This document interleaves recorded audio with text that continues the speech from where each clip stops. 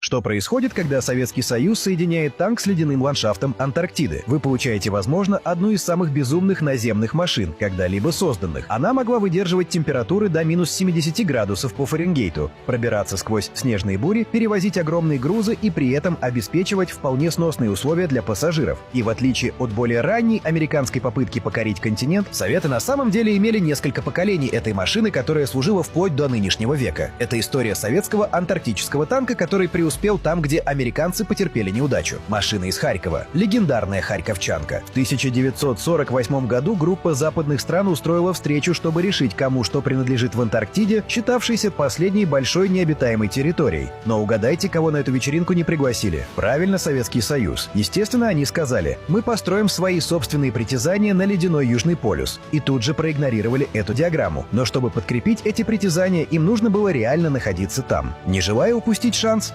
советское правительство создало советскую антарктическую экспедицию, я даже не буду пытаться произнести это название, в 1955 году, чтобы организовать серию экспедиций в Антарктиду, а также принять участие в Международном геофизическом годе, исследовании, проводившемся странами по всему миру для лучшего понимания последнего континента планеты. На кону была гордость, и пора было выходить на снег.